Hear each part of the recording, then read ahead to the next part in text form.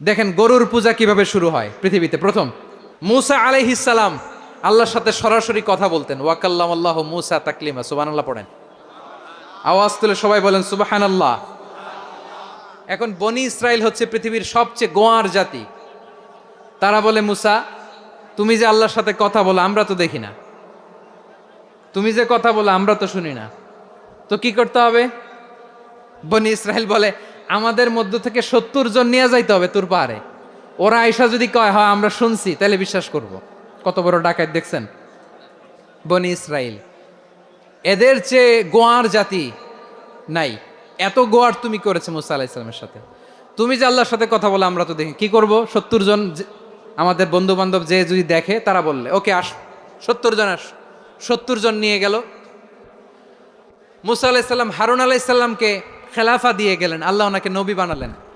মুসা আলাইহিস সালাম বললেন, হারুন খবরদার, বনি ইসরায়েলের মধ্যে তাওহীদের বাণী প্রচার করবা, ঐক্য ধরে রাখবা, বিচ্ছিন্ন হতে দিবা না। চলে গেছে। এইদিকে বনি ইসরায়েলের এক দুষ্ট লোক ছিল, নাম সামিরি। কি নাম? সামিরি।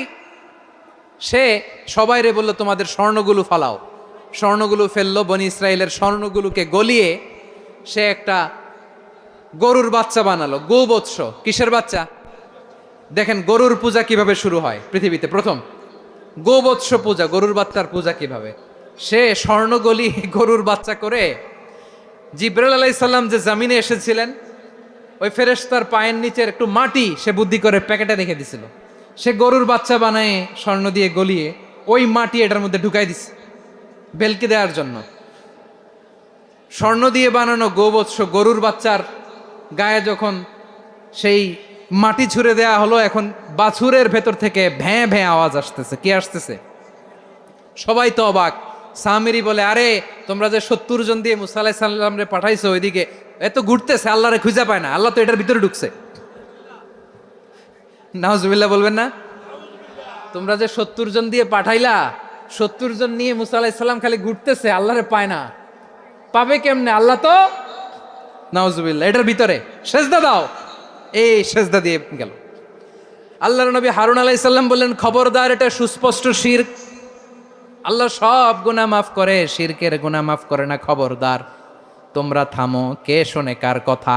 এই যে যেমন এখন আপনারা আমার কথা শুনতেছেন না? শুনতেছেন?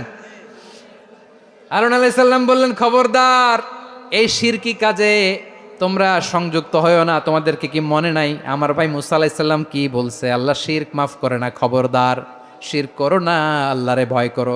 হারুন আলাইহিস সালাম তাদেরকে বুঝালেন, শিরক করো না, আল্লাহরে ভয় করো। শুধু এতটুকুই তিনি বুঝালেন, দাওয়াতি কাজ পালন করলেন, কিন্তু প্রতিরোধ করেন নাই, সশস্ত্র সংগ্রামে লিপ্ত হন নাই, বাধা দেন নাই। কারণ গৃহযুদ্ধ বেঁধে যেতে পারে। উনি ভাবলেন, আমি যদি আমার বাহিনী নিয়ে দাওয়াত দেওয়ার সাথে সাথে প্রতিরোধ করি, আক্রমণ করি, ওরাও আমারে আক্রমণ করবে, ব্লাডশিড হবে, রক্তপাত। এমন অবস্থা হবে বনি ইসরায়েলের মধ্যে, যেটা হয়তো আমার ভাই মুসাও কন্ট্রোল করতে পারবে না। সুবহানাল্লাহ কইবেন না? এক একজন নবীকে আল্লাহ তাআলা কি ইন্টেলেক্ট দিয়ে পাঠিয়েছেন। তিনি ভাবলেন, আমি দাওয়াতি কাজটাই করি, এটা যে হারাম এটা থেকে শুধু বারণ করি, কিন্তু প্রতিরোধ না করি। আমি যদি ঐক্য ধরে রাখতে পারি, বাকিটা আমার ভাই সামলে নেবে। সুবহানাল্লাহ। হারুন আলাইহিস সালাম প্রতিরোধ করলেন না।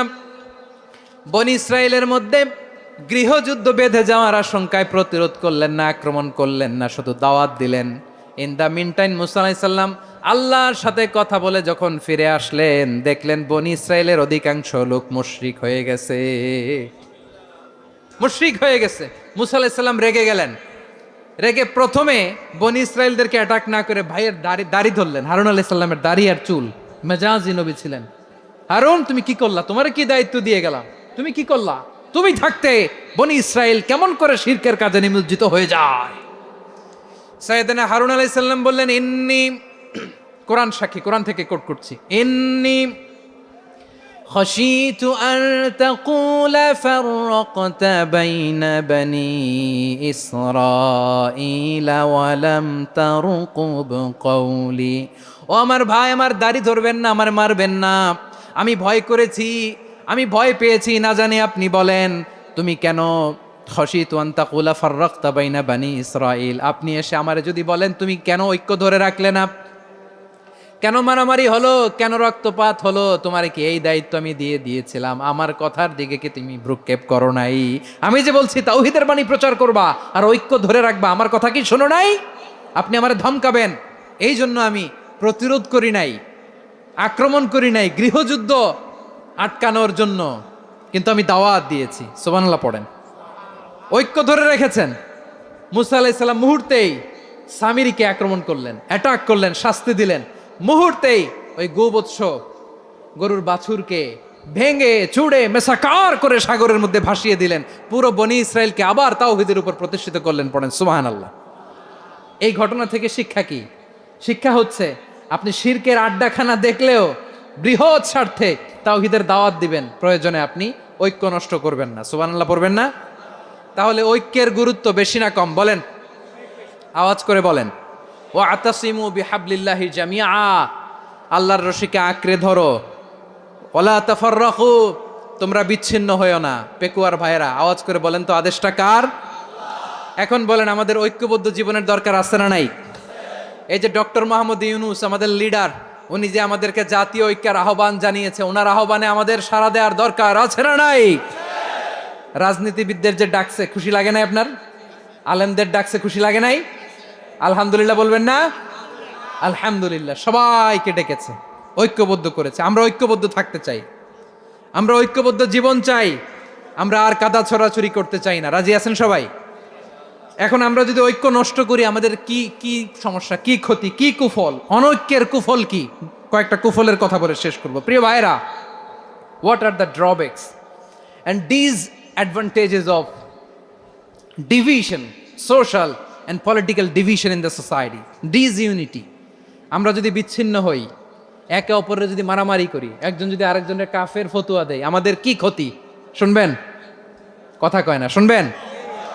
এক নাম্বার ক্ষতি হচ্ছে, আমরা যদি বিচ্ছিন্ন হই, আমাদের শক্তি কমে যাবে, আমাদের পাওয়ার আমরা হারাবো। আমাদের কি হারাবো? পাওয়ার। মনে রাখবেন, যখন আমি একা থাকি তখন আমি ব্যক্তি, যখন আমরা সবাই মিলি তখন আমরা শক্তি। যদি পরিস্থিতি কখনো এমনও হয় শিরকের আড্ডাখানা, আপনি ঐক্য প্রতিষ্ঠার জন্য, ঐক্য রক্ষার জন্য তাও শুধু তাওহীদের দাওয়াত দিবেন, ওইখানে আক্রমণ করবেন না। এটা কোরআনের নীতি। কথা বুঝতে পেরেছেন? সামনে শিরকের কি? কথা কয় না, শিরকের কি? আড্ডাখানা, আখড়া। কিন্তু ঐক্য বজায় রাখার জন্য, গৃহযুদ্ধ এড়ানোর জন্য আপনি শুধু এটা যে শিরক, এটা হারাম, এটা থেকে তোমরা বেঁচে থাকো, শুধু দাওয়াত দিবেন, আপনি আক্রমণ করবেন না। এটা কোরআনের বিধান। সুবহানাল্লাহ কইবেন না? তো এই চমৎকার ঘটনাগুলো আপনারা শোনাইতে পারবো এরকম বিশৃঙ্খলা করলে?